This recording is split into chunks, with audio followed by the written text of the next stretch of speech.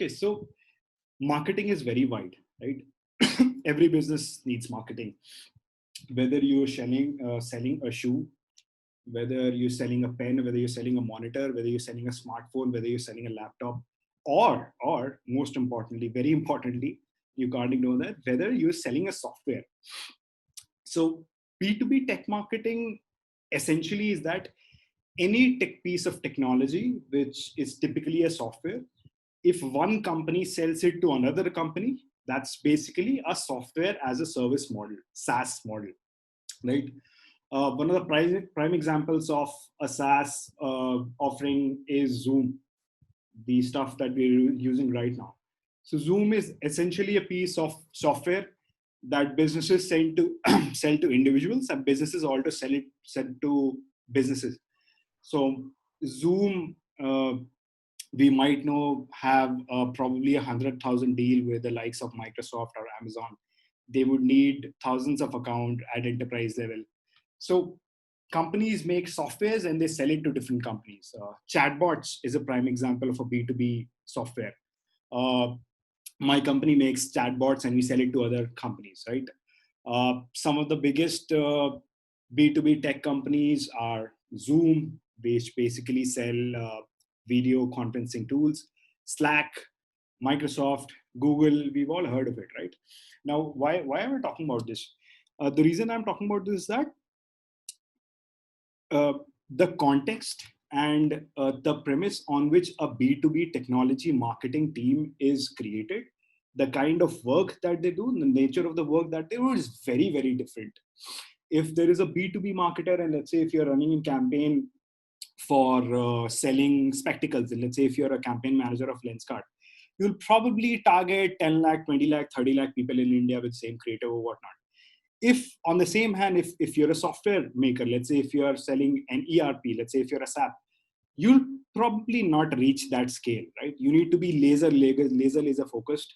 You need to understand that, okay, boss, I am targeting chief technology officers or product managers or marketing manager of XYZ companies. So your target audience really, really comes down. What does that mean is that you need to be really, really, really focused. इतना ज़्यादा scale नहीं होता है B2B tech marketing में, but the focus and the deep dive and the depth at which marketing occurs at B2B tech marketing is really, really different. So let's start with that. Okay, got it. So I'll give an introduction about myself. Otherwise, you guys will think, who the fuck is this guy? All right. My name is Rishabh Rastogi. I'm a growth marketer for a $24 million funded company called Yellow Messenger right now. I have personally handled budgets over $500,000 USD, me and my teams. And I have ran digital ads on multiple platforms of 100,000 US dollars. This is not someone else running ads. This is me. I have spent 100,000 US dollars in running ads for B2B companies. I have 5 years of experience in working with B2B tech startups. Most of them are in Bangalore. I was the first marketing hire in my last 3 SaaS companies, and I scaled those. The latest one, of course, has raised $24 million in its funding, and now I head growth marketing there. I've headed marketing teams comprising of performance marketers, content marketers, brand marketers, product marketers, field marketers, PR folks, and everything. I also founded a not-for-profit startup right after college, and I raised 8,000 US dollars in that. So the point of here is, I'm not an expert, but I know my shit when it comes to B2B marketing. I have handled serious budgets. I've made some serious mistakes, and I've learned along the way. All right. So now let's come to the question: why should you take B2B tech marketing seriously? Right? What is the reason? Why are we having this conversation in the first place? So, of course, one side of thing would be passion. If you're passionate about B2B SaaS marketing or growth marketing, B2B companies, you do that. Let's talk about something really, really tangible. And I am going to surprise you guys. Check this out. A head of marketing position for a US based B2B startup is offering you a salary of $100,000 in a remote nature of workplace. That means if you start your career now, and if you give 2-3 years or 4-5 years or whatsoever, if you dedicate yourself, you can very, very, very easily make $100,000 sitting in India working remotely for these kind of companies. right? There's a very famous another SaaS company called Slate. It's giving its marketing manager a salary of 45,000 to 55,000 US dollars. We are talking about serious money, guys. The reason I'm showing these numbers are pretty high because, see, if you're starting a thing, then you better start off with taking very high goals. Indian companies, as of now, they don't pay that much. They pay good, but they don't pay that much. But why to look at these companies and stop, right? You at 5 years down the line, you want to earn $100,000. Now this is not even a Series A funded startup. Look at this, guys. This has 1 to 10 employees, and I don't even know about this, but head of marketing is it's offering an equity and $100,000. So you can imagine B2B tech marketing has serious money, guys. I mean, I know people who are marketers who are working out of India and they're making serious money. There is not even a comparison of what they're doing versus what ITM graduates are doing. Check this out. Another company hiring for a remote position, growth marketing manager, which you're very much interested in. $60,000, guys. This is serious money. Again, 1 to 10 employees. So this is a small company. Again, 1 to 10 employees, a SaaS company, growth, ops, and people management, $50,000. Growth marketing manager, $80,000. I am not making up this data. This is a data which, excuse me, is pulled by a website called AngelList. Now, AngelList is the Naukri.com of startup hiring across the world. So if you really want to know that what does a content guy or what does a marketing guy or what does an SEO guy make for startups in SaaS companies, B2B companies, head there. You'll get the idea. So this is serious money, guys. I mean, it would be stupid of us marketers if I was in college, if someone would have showed me this, oh, I would have really focused my efforts, not just because of the money, because of the potential which is there. So this is serious money, guys, that we're talking about. No company, if at a manager level in India, is going to pay you $80,000 in the next 2 to 3 years. If you just start and even if you just skyrocket a growth, not going to happen. US companies, they have serious money and they want people who can work remotely, right? It's a remote position. This is also a remote position.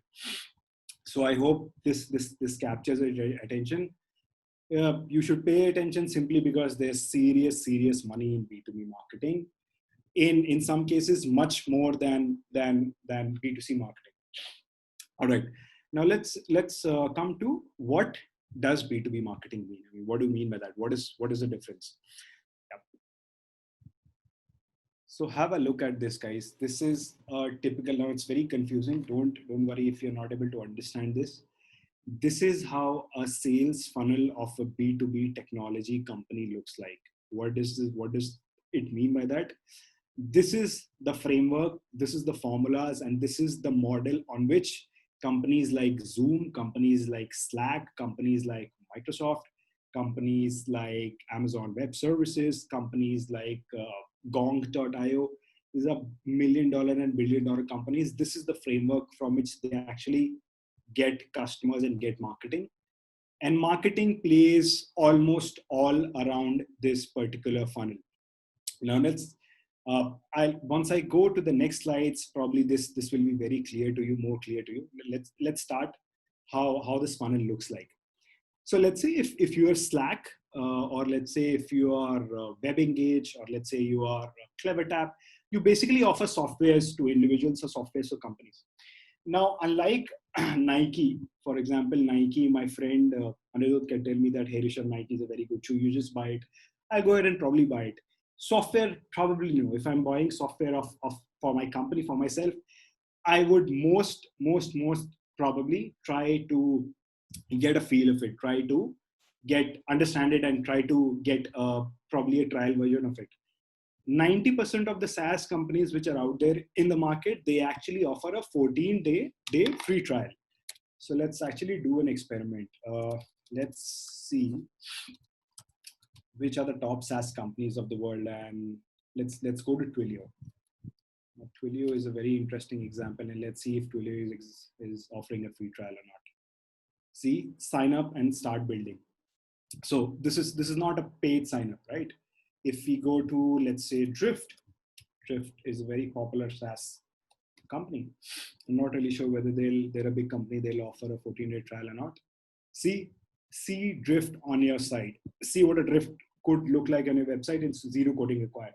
So these companies get Drift free. Now, Drift is one of the most popular chatbot companies and engagement companies out there. So these companies offer a free trial of typically 14 days to its customers because, guess what? I mean, I'm not going to buy a software just because I see the software in an ad or something like that, right? So that's what happened. So typically what happens is that, let's take Drift as an example. Let's say if you're a potential buyer, you come to the website and you visit the website, you like what you see, and you convert to a prospect. Now, what do I mean by that? You come to the website and it interests you, and you're probably deciding that, okay, I'm gonna probably explore more about it. Either you give that company your email or your phone number, or you interact with their support on the bot which is there. You basically show an interest. After showing your interest, you become an activated user. If I go to Drift right now, if I sign up for a 14-day trial, I've become an activated user. That means, although I am a free customer, but I am a legitimate user, and Drift will do everything in its power to take me from an activated user to a customer. From 14 days, I'll give the software a shot. I'll probably share it with my teams. I'll do some experimentation, and then I will pay money to Drift after my 14 days are over. Then I will become a customer, right? So I'm a visitor. I got converted into a prospect when I gave my email or chatted with the support there, or when I gave my phone number. Then when I signed up for the free trial, that was the first value unit delivered that Drift gave me. I became a user. Then I used that software and I paid money to Drift. Then I became a customer, a paying customer of Drift. That's how a typical acquisition happens typically in a software company. Enterprise level software, it's a bit different, and we'll speak about that. So now the objective of Drift is to change from me being a simple customer to being an active customer. They want my daily usage to go up. They want my monthly user traction ratio to go up. If I'm signing up for an email marketing software such as MailChimp or Constant Contact or Active Campaign, they want me to send as many as email campaigns as possible. If it's a chatbot software, they want me to use their bots, and there's a different process towards it. So from a customer, people become an active customer. They very actively use it, and they become champions of this this particular product, right? Now, let's say if a customer who signed up for a software from Drift for 6 months, he became an active customer. Now the 6 months are over. Drift will probably try to renew its subscription or upsell something to that particular customer. And if I'm a customer, if I buy that, if I take the upsell, then I'm a loyal customer. So this happens in a span of anywhere between 3 to 12 months in a B2B company. I came to the website, I showed my interest. I signed up for their paid trial. Then I liked the software. I became their customer, right? Then my subscription, I became an active customer. I started using them a lot. Probably my credits got over, and I just wanted to subscribe more, or my tenure got over. Then Drift will come and renew and upsell it to me. Then I'm a loyal customer. These loyal customers actually go on to review sites such as G2 Crowd or Captera. So, for example, let's say if you're buying a headphones or a pen, you can always go to Amazon and and file reviews. There are specific review sites such as G2 Crowd is there, Captera is there, Gartner Peer Insights is there, which a lot of people who use softwares, they actually go there and tell their reviews. So if I want to, so let's see screen name. Let's say if I want to see what people are saying about Drift, so I can go to g2crowd.com and I can actually see the reviews. See, it's got 45 reviews, 4.5. It's pretty awesome, and you can see what people are saying about it. So it just works exactly like Amazon, and there is some serious money made here, guys. I mean, the SEO that a G2 Crowd or any other software review site will give you is absolutely is insane. So let's say if I am a marketing manager of, let's say, Asian Paints, and I want to install a chatbot on my website, I don't know who to talk to. I will go to g2.com, which is a review site for softwares, and I'll see, okay, Drift is there. Fine. Who are the vendors are there? So it's a very, very serious game that comes in here, right? And this is the end goal of any SaaS company, right? You get a visitor, you turn him into a customer, you turn him into a loyal customer, and you get the freaking reviews. If this cycle is complete, then the kind of efforts that you need to put in sale number 2 is very, very less, because your reviews are already there. Your word of mouth is already there, right? Now, this is very, very it's very different because all this typically happens on digital platforms. Barring some cases, I mean, Salesforce, I don't know whether you guys have heard about it or not. It's the world's largest CRM software. It's a beast. Big companies, they do some kind of offline marketing here and there, but this is totally digital. This is the typical marketing and a sales funnel of a B2B company or a SaaS company, right? If you understand this, then you would understand what needs to be done. Now, if you come to the right side of it, right? Now we want to understand, key boss, in which area, which teams work, right? So from getting the visitor, now again, this is it's not written in, stone, right? This is flexible.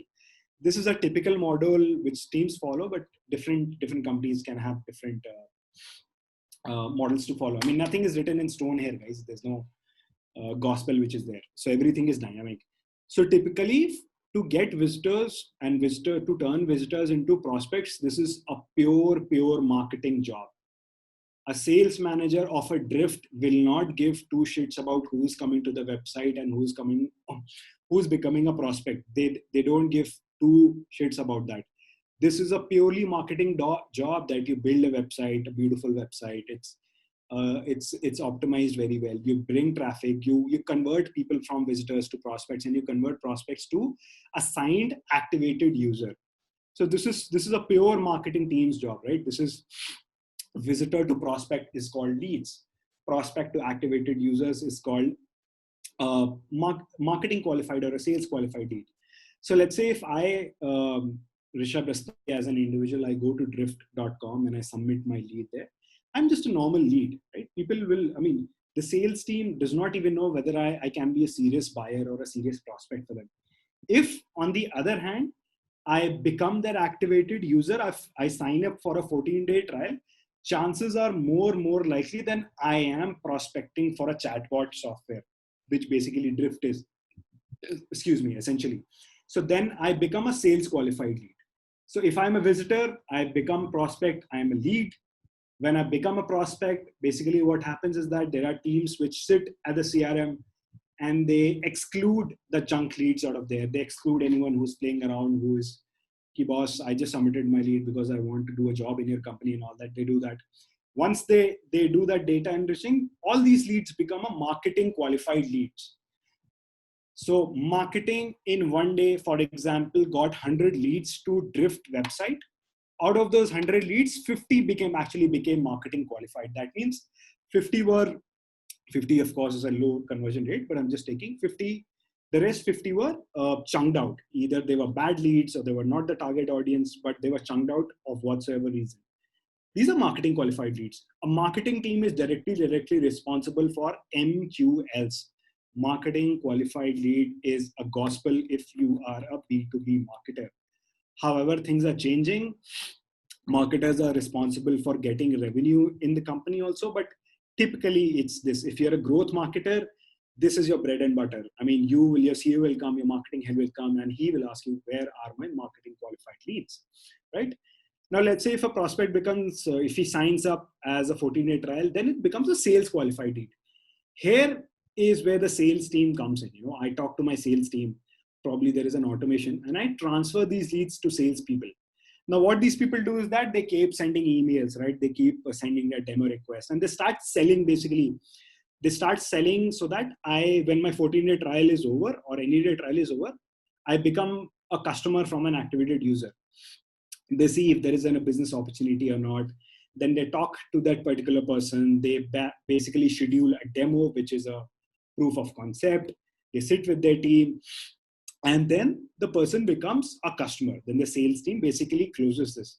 Then comes account management or customer success. Once the sales team closes this customer, then this particular lead is passed on to the client servicing manager or an account manager or a customer success manager. Why am I telling all this? This is very important to understand basically where marketing is sitting, where sales is sitting, where customer success is sitting. Because as marketers, B2B marketers, you have to work with sales, you have to work with customer success for sure. I mean, you can't just ignore it. It's not like that, okay, you just get leads and you just get brand awareness, your job is over. Absolutely freaking not. Companies are becoming really, really ruthless, and you have to work with sales team. So we'll come to that later. Then the customer is closed. Okay, sales team gets the revenue. Then the person is handed over to the customer success team, which is basically the account manager. And then they talk to the customers. Then marketing is out of the picture and sales is out of the picture, right? So let's have a look at here also. This is happening. I came to the website, I signed up, I became a paying customer, I became a loyal customer, and it was marketing team dealing here, sales team dealing here. Now it's customer success team. Now let's talk about what sort of content strategy is playing here, right? We just scratch the surface here. Boss, if you want your people to come to your website and become prospects, basically you want them to be aware of your product in the first place. I showed you the example of Drift because I knew Drift. I knew what it is because I belong to that industry, and this is a very popular software. So at this point of time, marketers focus on a lot of blogs and a lot of articles, a lot of paid or organic traffic, a lot of podcasts, a lot of PR efforts, basically to tell out to the world, okay, boss, I am a company and I exist. The goal is not to close here. Let's say if we move further down the funnel, right? The aim of a marketing content team here is to educate the person. Now, boss, if a user is actually using Drift, if he's here, right? You don't need to tell him about Drift. You don't need to give him a blog article or a podcast or a PR article that, hey, Drift is better and blah, blah, blah. He's already using it. You better tell him, ki, boss, why is Drift better than somebody like a Twilio, right? Why is Drift better than somebody like a Salesforce chatbot? So you need to educate them and you need to help them in selection, man. So you give them sales presentations, you give them data sheets. I don't know whether this is visible or not. This is not a great slide, but I'll share this with you in any case. You give them product specs, you give them demos, you give them case studies, you educate them, you give them white papers, ebooks, webinars, and all that. You will probably not give a sales demo or a case study or a product specs or a comparison data sheet to someone who's just a visitor. He's just a visitor. You don't want to do it, right? Someone who's an activated user, yeah, probably you do that. Now comes the point of transferring this transforming this activated user to a loyal customer. How do you do that? You conduct workshops, right? You develop relationships. You do a lot of webinars. You do marketing product manuals. Your customer success team, they go and meet these people. You do a lot of roundtables with them. You do a lot of one-on-one sessions with them. You train their tech team to handle your software, right? You train their marketing team to sell their software. So this is how basically a B2B SaaS front-facing marketing, sales, and customer success, marketing and sales basically work, right? This is what is the core job of a marketing team in a B2B company is, right? If you're able to turn visitors into a loyal customer, boss, then your job is freaking secure. If not, then you better think of something else. I mean, this is what we have just done, guys. I mean, if I go and tell my CEO today that, hey, Raghu, I got you 1,500 leads today, he'll say, okay, I don't really give a shit about 1,500 leads. Tell me how many qualified leads you got, right? Then he'll ask me, okay, tell me, Rishabh, out of those qualified leads, how many actually became sales qualified leads? How many actually became opportunities? Out of those, how many leads to which sales were able to give a demo? How many of these leads actually closed? So as a marketer, I need to ensure that my conversion rate from leads to closure is as high as possible. And make no mistake, this is the exact job of a growth marketer, right? This is the exact thing what a growth marketer does on a big picture level, whether he's running campaigns, whether he's optimizing his website, whether he's running an email nurture sequence. This is the job, man. You better fucking convert a lead into a closed customer, right? A growth marketer, many people will tell you different things. I'm telling you the most simple definition here. Don't get it confused. A growth marketer is a marketer who brings in money into the company. Period. Simple as that, right? An SEO guy probably won't be able to do that, right? A content writer won't be able to do that. A designer won't be able to do that. A growth marketer does that. Today, if I'm running a campaign, for example, an email campaign or a LinkedIn campaign, and I get 100 leads for my company, after 2 months, I see, okay, out of these 100 leads, I closed two leads. That amount of attribution goes to the growth marketer. And that's how your incentives work, right? That's how your appraisals work in many cases. Period. Simple. Don't go for any complicated definitions. If you want to work in a B2B company as a marketer, if you are bringing revenue inside the company as a marketer, then you are a growth marketer. That is the only metric that you will be judged at. Not necessarily how many leads that you got. Of course, that is very important. That's what expands your funnel. But what is the money that you're bringing to the table? If you're bringing if I bring 1,500 leads, excuse me, to my company and they don't convert, any of this doesn't convert, then I suck at my job. I'll be fired after 6 months or probably after 3 months.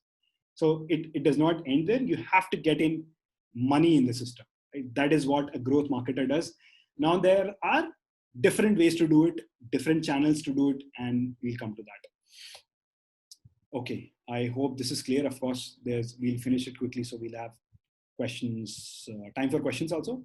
So, okay, now what kind of job roles are available in a typical SaaS or B2B tech marketing teams? Not just growth marketing, because marketing is very, very big, guys. I mean, it's much more than digital marketing for sure. It's much more than growth marketing. Let's have a look, because all of us might not be naturally be a growth marketer, man. You might be very good at PR. You might be very good at social media. So let's look at it. So typically any marketing organization, any marketing team in a B2B tech company or a SaaS company is organized by this. Again, dude, nothing is written in stone here. I mean, this is how I look at it personally. This is what my experience says it. And if you have this level of clarity, I think it'll be really, really good to position yourself, right? The first thing that if you're sitting in a marketing interview in a SaaS company will be that it will come up that why should you hire you? If you know this, if you know your strengths, you will be able to answer this question. So let's come to it. So typically a B2B marketing team is divided in two different parts, or ideally should be divided. It's not the case typically in India, but in US where B2B marketing or SaaS marketing is very, very mature, it is divided in two areas. One part of your team, let's say if you're a 20-member team, probably 7 to 8 people would be in the brand side of things. They're branding guys. Their job is plain and simple to get the freaking name of this company out there in the globe, in the market, in the planet, to the target audience. Inka job सिर्फ यही होता है कि everyone who's a potential prospect of Drift should actually fucking know about Drift. If they are doing this job, then they're doing good. Now, the second team is a performance marketing team, right? They only care about numbers, right? They only care about numbers. They care about how many leads they are getting in the system. They care about what's their conversion rate. They care about what sort of customers they're getting. What is their average deal size? And this is a more of a scientific and a purely numbers-driven team. This is more of a creative team, right? Now let's have a look at it. So social media, guys, typically a social media manager of a B2B marketing handles all the social media accounts of a B2B marketing company on all the platforms, right? This is the basic level of job. Now, what does a social media manager actually do?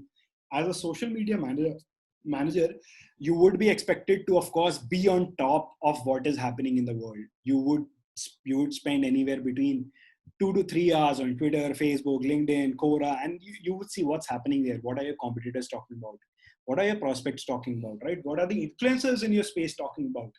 And you would be expected to churn out very, very, very quirky campaigns as a social media guy, right? it's not just that boss ki mere paas I have password of LinkedIn, I have a password of Facebook, and I go and post there.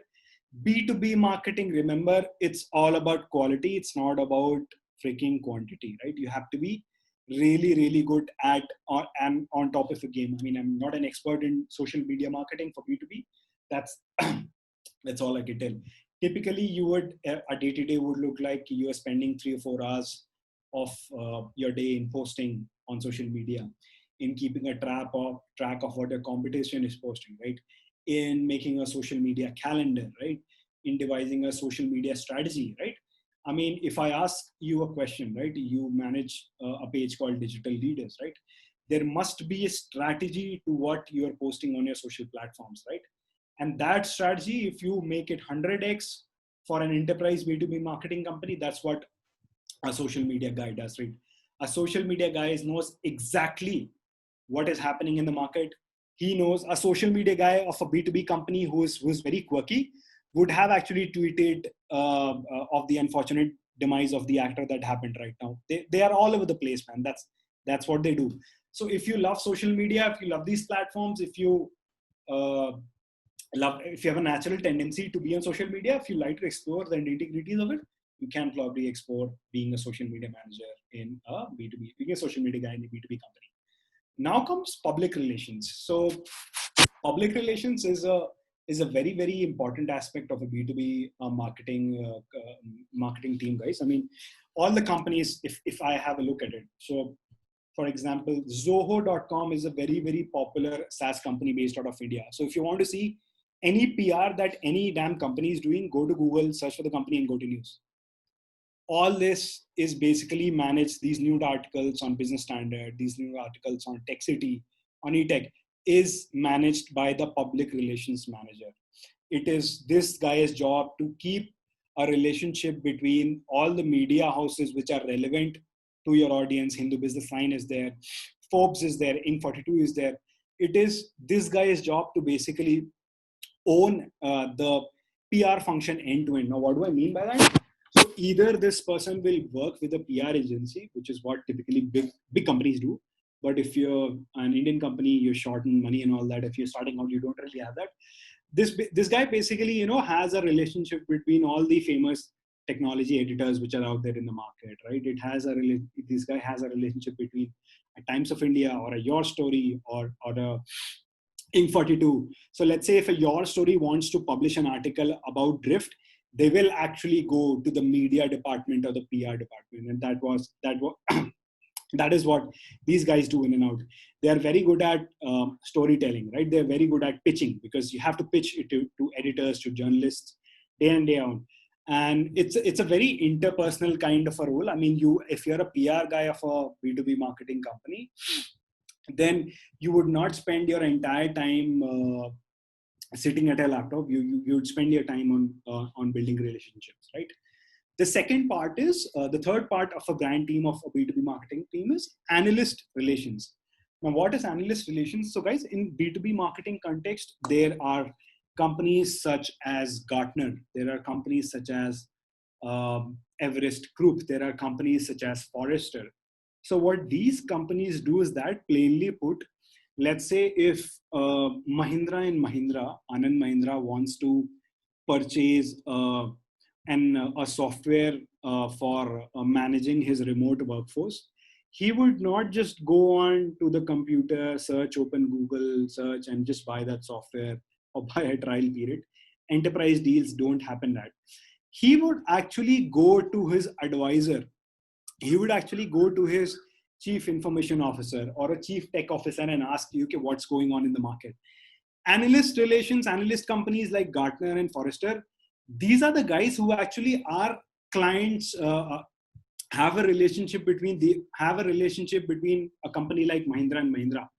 So if Mahindra and Mahindra is looking for a marketing solution, a marketing expert from XYZ analyst company will go to this particular company called Mahindra and Mahindra, and they would advise, okay, boss, you should buy Drift, or you should buy Twilio, or you should buy Yellow Messenger.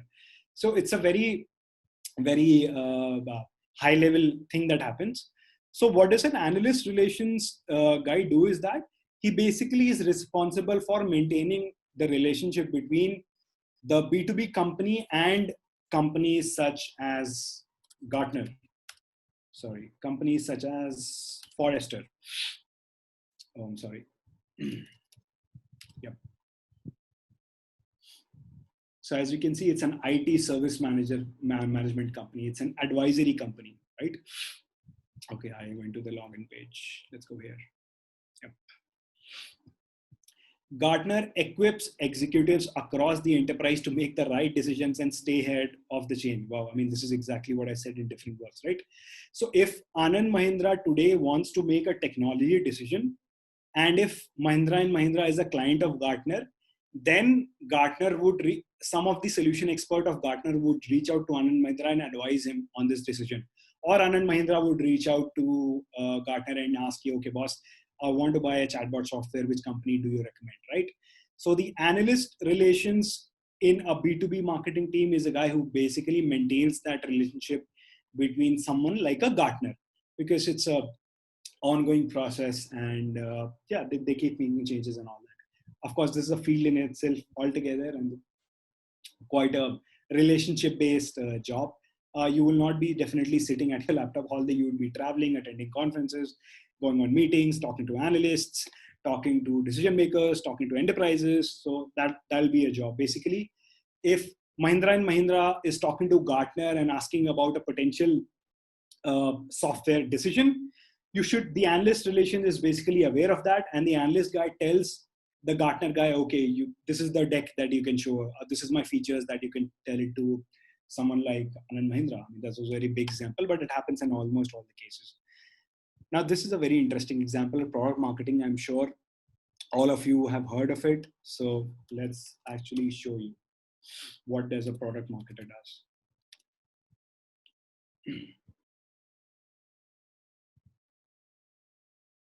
So as you can see, this is the company that I work right now. I mean, we make chatbots.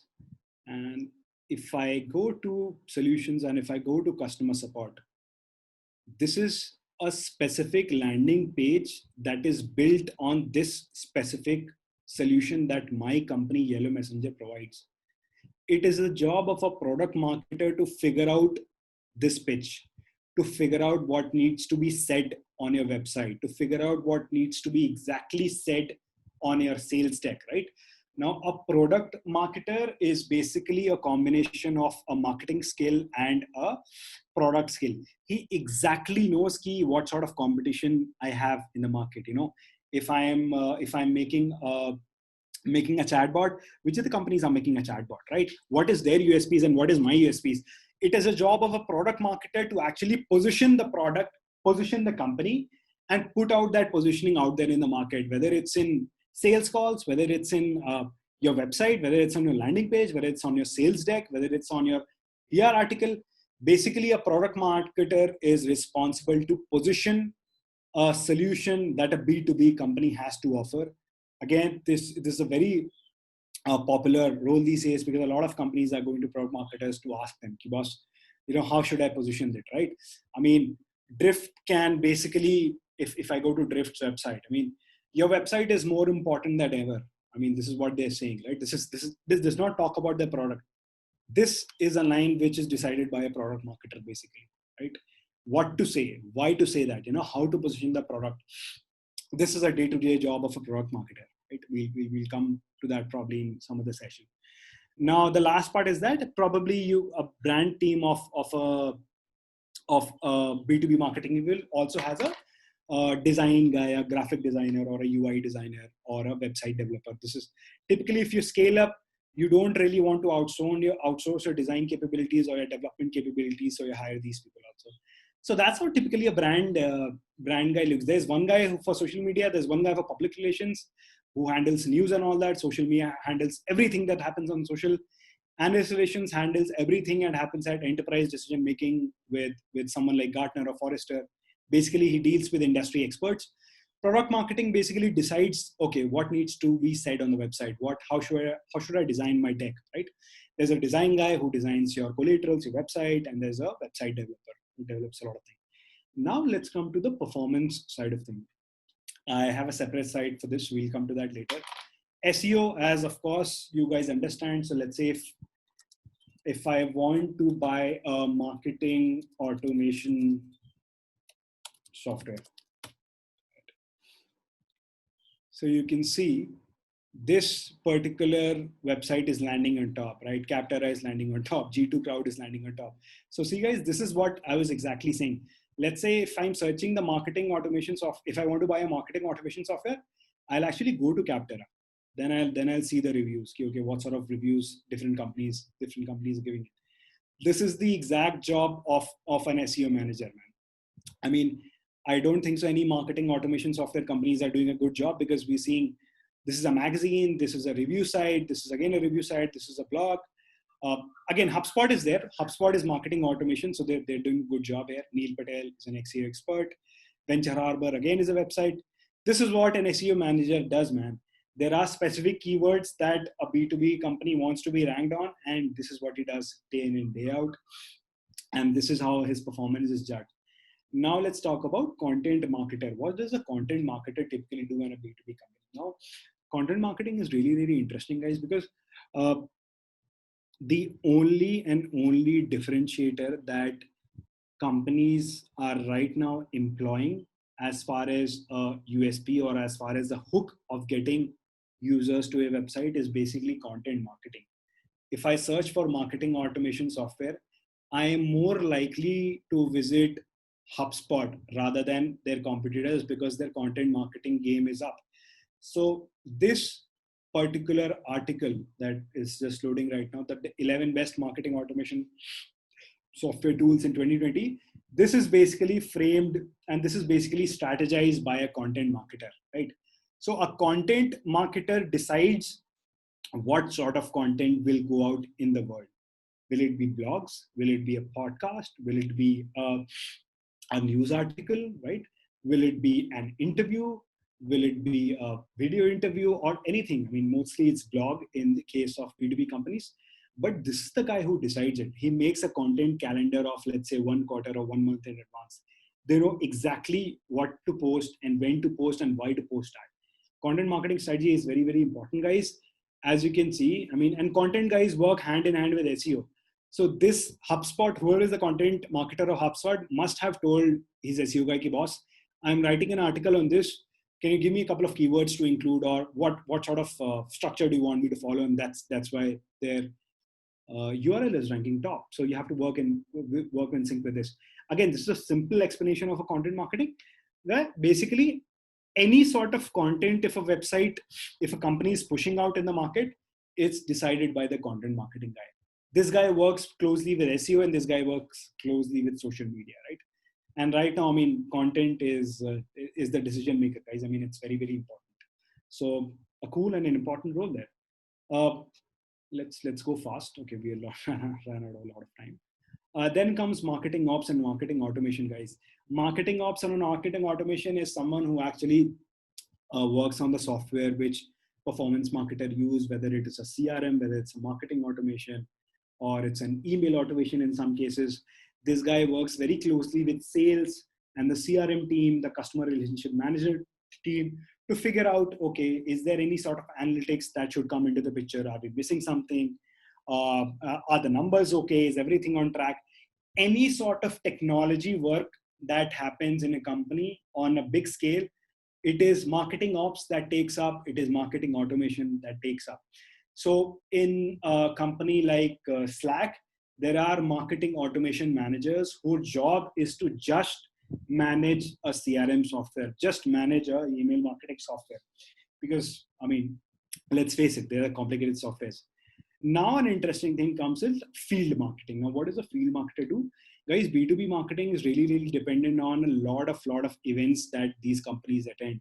It could be a seminar, it could be a conference, right? It could be I'm talking about physical offline events.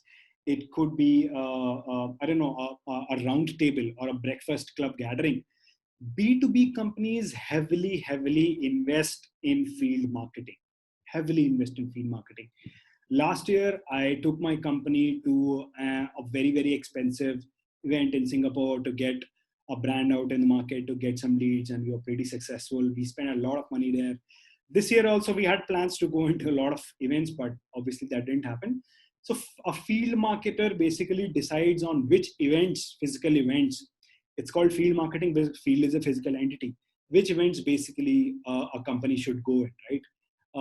He calculates the return on investment, the potential return on investment on any event that the company goes in. Either they can set up a booth there, or they can have a keynote presentation there, or they can have one-to-one meetings there.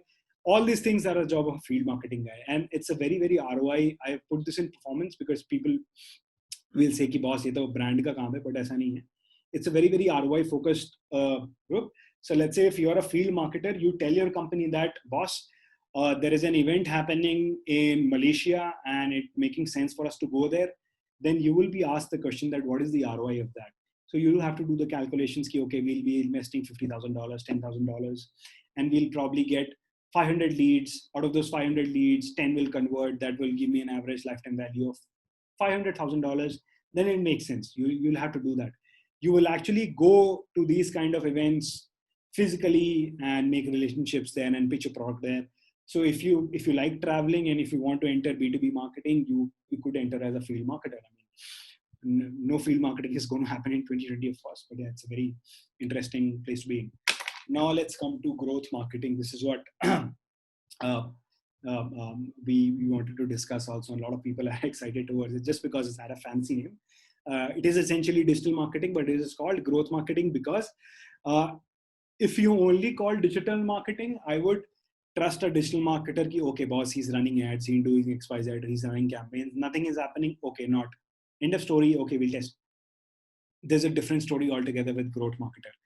Growth marketer or digital marketers in B2B company have to freaking show in the results, either in the form of leads, either in the form of money, either in the form of sales qualified leads, opportunities, closure, or whatsoever. If you are a growth marketer in a B2B company, make no mistake, you will have a revenue target. I have a revenue target for myself as a growth marketer. It's very exciting. It's certainly not for everyone, but there's a different cake to it. So, I mean, it's a people are starting to call digital marketing in B2B companies to they're this reframing it to growth marketing, because if you're doing anything, campaigns, emails, CRM, analytics, if it's not growing the company, then sorry, you're not a growth marketer. So now people are started to focus on growth marketing. Okay, I will hire actually someone who can give me money. Now, again, this is not written in stone, guys. I mean, this is how I look at it, right? This is what my experience says. I mean, I can vouch for it. This is better than what any book can tell you, but yeah, this is how it goes, right? A growth marketer team is basically divided into 4 parts. Someone who does email marketing in and out, he's a master of that. Someone who does PPC marketing, which is pay-per-click, which is digital marketing, we'll come to that. Someone who does CRO, which is conversion rates optimization, right? And someone who handles analytics. Now, email marketing, as you already know, I mean, if I show you some B2B marketing emails, I mean, so Active Campaign is, sorry about this. Active Campaign is basically an email marketing tool, and they're trying to sell me. I'm a marketer, so they want me to use that tool. So when I signed up for the free trial, this is the email that I got. Hey, Rishabh, thanks for signing in. You can get started. Request to demo, blah, blah, blah. Basically, they're sending the company. This is what the email marketer does. He decides this content. He decides what is the subject line. And he decides when this email is going to go. Now, I got this email on 27th of December, right? 28th of December, which is one day more, I got another email. Hey, why not send a message? So basically, they're trying to get the traction up. So I signed up on 27th, but I did not use Active Campaign, which is an email marketing tool, to send messages. So they send me an email. Hey, you're not sending any message. They send me an email. Hey, try our tools. It is better and blah, blah, blah. Create a first campaign, which is CTA. So this is the exact job of an email marketer, man. These are called nurturing email campaigns or email marketing cadences. This is what an email guy does. He frames this particular emails. He chooses the words. He chooses the CTA. He decides how this email is look. And of course, he is judged on how many clicks he got, how many opens he got, how many replies he got. He's judged on that. this is an email which I got on January 1, right? I did not send send a marketing campaign on 28th. So they told me that, do you need some help? So notice how intuitive this is. I signed about 27th. I did not use it. Then boss, because it's a 14-day trial, I have only 13 days left only, 14 days. Second day, they asked me that, why are you not sending a message? 3 days passed, 4 days passed, they asked me to boss, do you need some help? Why are you not doing it? So this is very, very strategic, guys. And this email actually, when I said this email, I actually clicked on this and I started using that. So this is the power of email marketing, guys. I mean, this is not to be taken in lightly. I mean, foolishly people say that email marketing is dead. I'm telling you on your face right now, if you master email marketing, boss, probably you are going to earn much money, and companies are going to hire you like crazy. And I mean, because email marketing, there are less costs, right? This guy who sent this mail, he basically, they're an email marketer themselves. You basically pay a $200, $300 subscription for an email marketing tool, and bam, you're in. If an email marketer is able to generate leads from this, able to generate clicks from this, able to get customers on board, then boy, people are going to notice you and people are going to invest in you.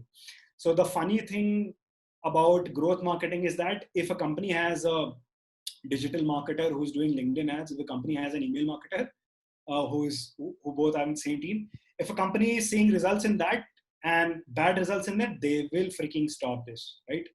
So as a growth marketer, what I'm trying to tell you is that not that your job is not secure, but boy, you need to learn everything which is there on the planet as far as growth is concerned.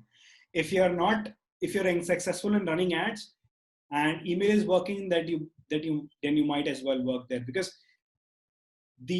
as a growth marketing head for my company, I would only choose which out of these three which is making me money, period and simple. I don't really care about what's happening there in the market, and neither does the CEO care, nor does the management care. So you better be good at you better be a jack of all trades if you want to be a growth marketer. Excuse me, rather than being a master of one, right? That makes a lot of sense. So this is the power of email marketing, and this mail, trust me, this got me using this particular software. So yeah, this guy set up a demo with me after that, and I had the demo and I started using it. So you see, no one from PPC marketing was actually in the place. Someone sitting in a corner has my email address. They send me an email, and boy, they signed me up as a customer. Okay, so that's how powerful email marketing is. Anyone who's telling email marketing is dead is as stupid as you can get. Email marketing is, I think, my favorite way. I mean, it's free and there is absolutely no limit to what you can go. Sky's the limit, right? In PPC marketing, the limit is your budget. In email marketing, sky's the limit, right? So let's talk about PPC marketing now. Okay, I mean, so PPC marketing is basically pay-per-click. These are people who actually, simply put, they run ads, man, right? They are, of course, divided into two teams. Search engine marketing, who run ads on Google. Search, who run ads on Bing. I know you're saying that Bing maybe koi ads run karta hai, but boy, Bing, a lot of people run ads on Bing and they get good results because there is some traffic there. It's you shouldn't ignore any channel. And then there is a social media marketing, SMM team, which basically runs ads on Facebook, Instagram, LinkedIn, Twitter, and Quora. So let's see what does a SEM marketing guy does, right?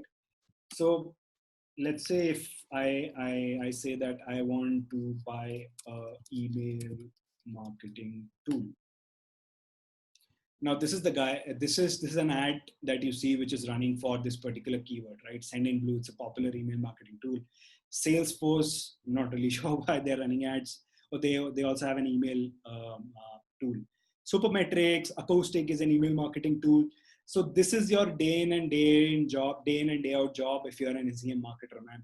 You need to identify the keywords which are there and you need to start bidding, and you need to freaking bring in clicks to your landing page and bring in conversions. So you are not just upon this. Let's say if you click this and if I leave this page, then you're doing a shitty job, or probably your landing page is not optimized. As an SEM marketer, you will be judged on the number of clicks, yes, and also on the number of signups you're getting, obviously, because clicks don't matter shit if they don't get you customers. So this is what you will do. You need to be an expert in keyword analysis, expert in keyword planning. It's a different world altogether. It's not just possible to cover everything, but this is what typically do. I mean, think of anything, man. I mean, let's say tool to manage remote employees.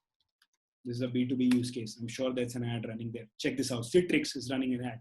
Honeywell is running an ad. These are big, big companies, right? I mean, big, big, big companies.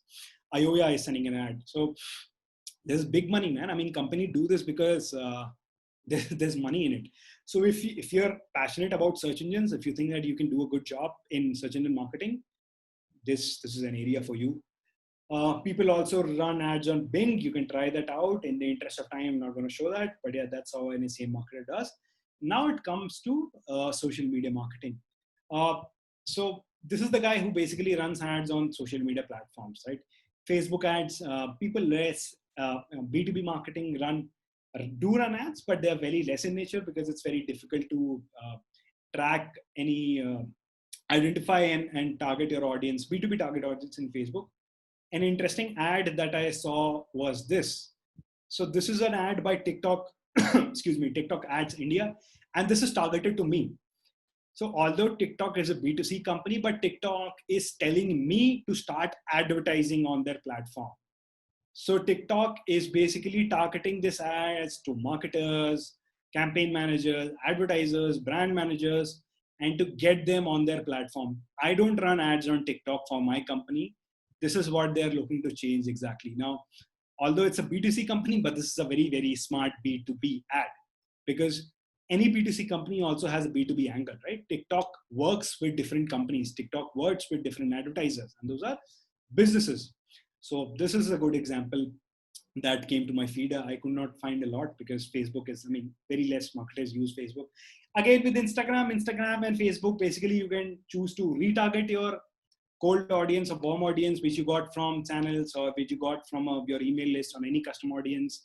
But usually I don't see people running cold ads to cold traffic on these platforms, right? Now, let's come to LinkedIn. Now, LinkedIn is one of my personal favorite when it comes to B2B marketing. I have seen exceptional magical results when it comes to LinkedIn ads. And let's actually see what sort of companies. Okay, here's an ad. So EIT, Energy is running an ad. This is promoted, and it's very difficult to actually understand what they want to show because this is not a good ad. Let's see another ad. Okay, this is an ad. So Vestas is a company, and they are requesting an ad to, I think this is for a demo request for access to register. If I click on it, I'll probably go to a landing page, and I click on request access, and they'll get a lead. This works really, really exceptionally well in terms of LinkedIn, because in LinkedIn, I can actually target very, very granularly of what am I doing. If I tell a B2B marketer to target chief marketing officers of e-commerce companies based in Texas who are 3 years old, whose company size is more than 50, you can actually do that, my friend. LinkedIn has the kind of B2B arbitrage that LinkedIn has is insane. I wanted to show a better ad also. I'm not seeing someone, but LinkedIn ads, I mean, they work really, really awesome, right? Let's do one thing. Let's go to a company. Now, Haptic is a company that sells chatbots. This is the kind of ads that they run, right? WhatsApp commerce for brands, download this particular application or white paper. So you click on submit and you download this, and basically now you're a lead of Haptic, and they run, it performs exceptionally well. I mean, my last campaign has given me an ROAS of return on ad spend of 14x, which is absolutely insane and which is really, really good. Twitter, I could not really see any B2B company running ads, but some companies, they do, but I don't know. Doesn't really give out, its targeting is very, really limited. For B2C companies, you can think of it, but B2B, not really sure.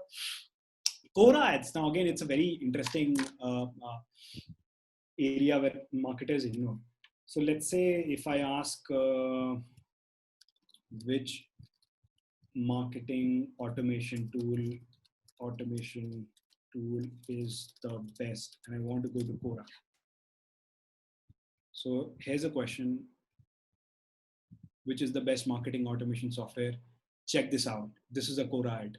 This is run by SEO Profiler. This is not a Quora ad. This is a GDN ad basically. This is a Quora ad. Now, I have not personally experimented with this, but I've seen people getting a lot of good results. And this is a very native type of advertising, man. I mean, actually, I'm not sure. This Quora might have started display ads for themselves. For this ad, I'm not sure. But this is a definite native ads that Quora runs, right? This is by Jira, right? A very popular development tool and a project management tool. It works really well because actually you can target the kind of questions that you want to run ads from. And in B2B, a lot of people are actually spending time on Quora. So PPC marketing team either runs ads on search engines or they run ads on social media. If you are any one of the above, you will be judged on the number of leads that you're getting and the kind of business you're getting, right? If I'm getting 1,000 leads from Instagram at $100, which is very cheap, and none of those leads convert, this is shit.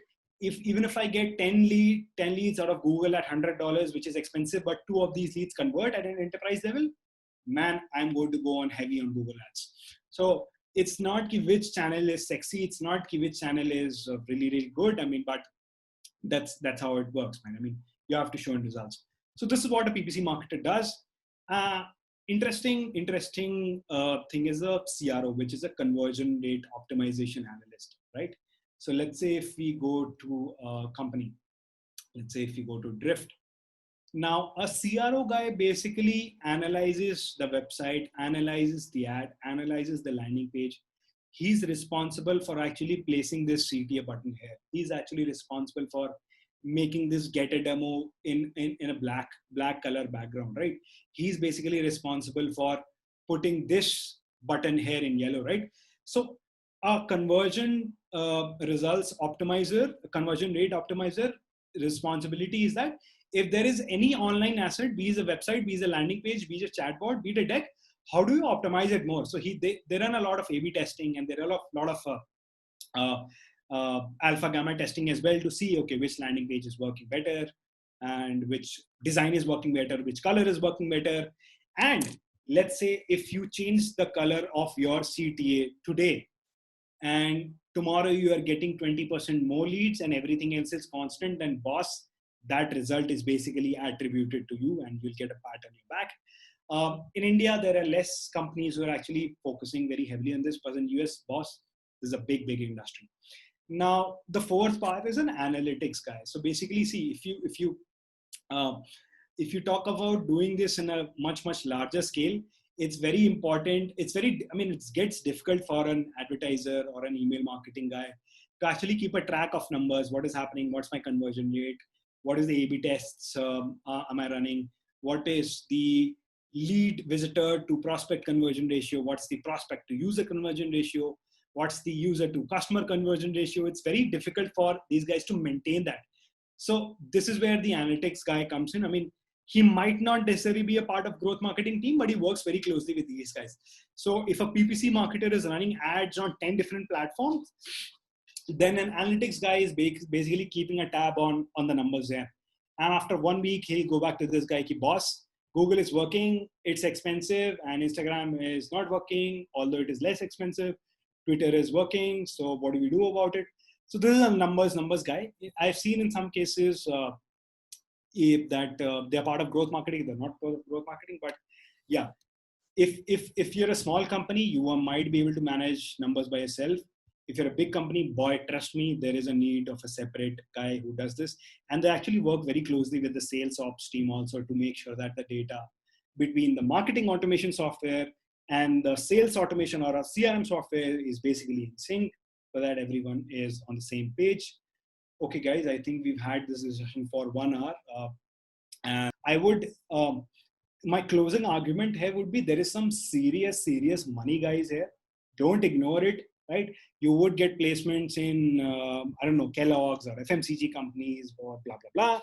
Don't ignore B2B SaaS startups which are coming out. There's some serious money involved here. If you understand the funnel, if you understand how does that work, if you're able to position yourself out, if you know, ki boss, what is that you're good at, right? Are you good at social? Do you want to do social? Do you want to do product marketing? Do you want to do content marketing? Are you an SEO guy? Are you a field marketing guy if you want to travel? You're a growth marketing guy if you want to bring in revenue. I'm a growth marketing guy. I mean, getting leads and getting revenue gives me a kick, right? Doing analyst relations or product marketing does not give me a kick. I'm just not hired by that game. If you understand this, when you exit your college or when you exit whatever setup you are in right now, if everything goes well, after 1 year, you can damn earn $80,000 a year. Trust me, I am not joking. I have seen this happening. This looks like a fucking high amount, but of course it's a high amount. I mean, top of the top get here. But of course, I mean, if you want to start a career in cricket, you would be motivated by Virat Kohli. You would not be motivated by Robin Uthappa. No offense to anyone. Be motivated by these hiring. And of course, the advantage of a B2B marketer is that you go very, very deep. I'm pretty sure that after a couple of years, I would know a lot of growth marketing. I would be in a position to consult a lot of growth marketing problems that companies arise. And of course, B2C is different. B2B is different. But yeah, this is where if you think that you are more interested in working on a specific problem with a focused mind as a marketer, then you should explore B2B marketing, right? And if you think, no, boss, I want scale, I want to run ads on TV, I want to run ads on newspaper, I want to do those sort of things, then probably you want to explore a B2C marketing career. But boy, this is exciting, and boy, there's some serious money in it, and it's a very, very exciting place to be, guys. I mean, I wish when I was passing out of college, someone would have told me this. Otherwise, I would have started. Luckily, I got to start my career in a B2B company. And so, yeah, man, I mean, this is done from my side.